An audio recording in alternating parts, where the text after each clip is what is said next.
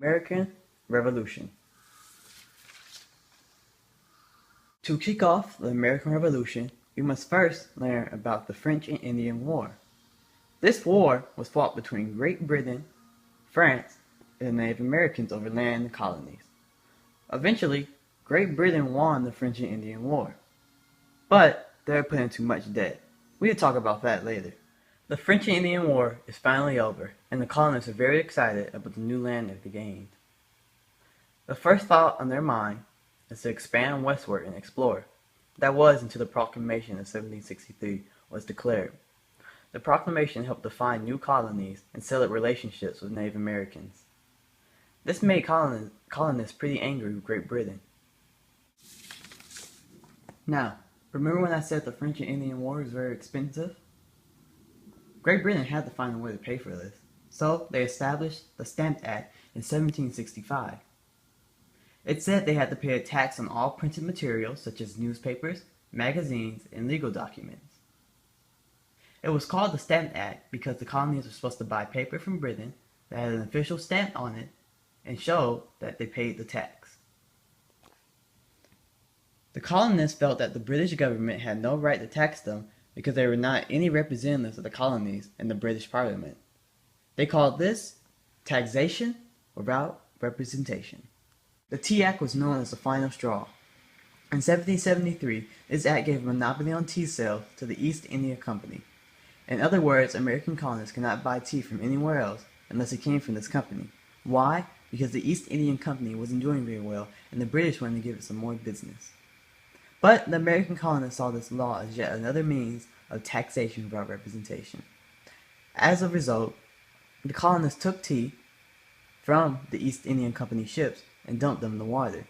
This was known as the Boston Tea Party. The Boston Tea Party caused the Intolerable Acts.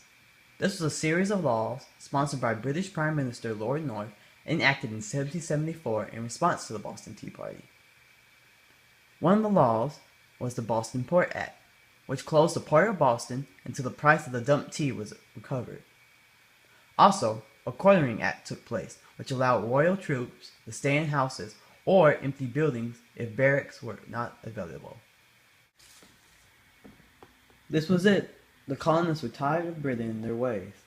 They wrote the Declaration of Independence, and the Revolutionary War began. In 1778, Savannah was taken control of by Great Britain. In 1779, Georgia finally had a victory.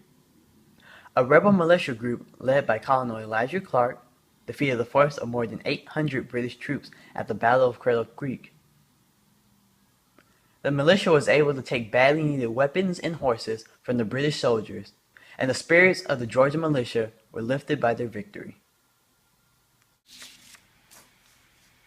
A hero of the Battle of Kettle Creek was Austin Dabney. Austin Dabney was a black slave who fought in the place of his white master. He was severely wounded and walked with a limp for the rest of his life. He was later rewarded with a plot of land and his freedom. Nancy Hart is another hero of the Revolutionary War. In 1771, one of Hart's neighbors was killed by Tories. A few days later, those Tories came to her house and demanded she cook dinner for them. Thinking quickly, Nancy brought out a jug of whiskey and offered it to the men. As they drank, they did not notice Nancy motioning to her daughter to go to the woods and sound the alarm for help. Enjoying their drink and food, they also did not realize that Nancy was quietly taking their rifles as she served them.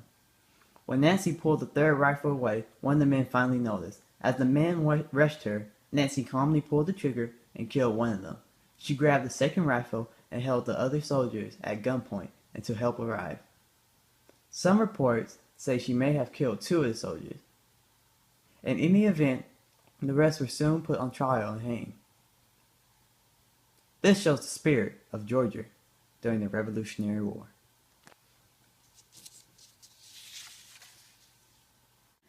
In early September 1779, 22 French ships and 4,000 soldiers under the command of Charles Henry arrived off Tybee Island. Those troops joined about 15,000 Americans under the command of General Benjamin Lincoln. The combined armies laid siege to Savannah. A siege occurs when forces try to capture a fortified town or fort by surrounding it and preventing any supplies from reaching it. The attack, which lasted only 45 minutes, failed. By the time it was over, more than 1,000 men with the American forces, 821 of whom were French, and 40 British lay dead. Over 600 men were wounded. One of America's best foreign patriots, Polish Count Kazimierz Pulaski, had given his life for a country not his own. And Savannah was set to remain in British hands for the next 3.5 years. Finally, victory came. In 1783, the Treaty of Paris was signed by Great Britain, France, and the United States in September. Independence was finally a reality. Yay!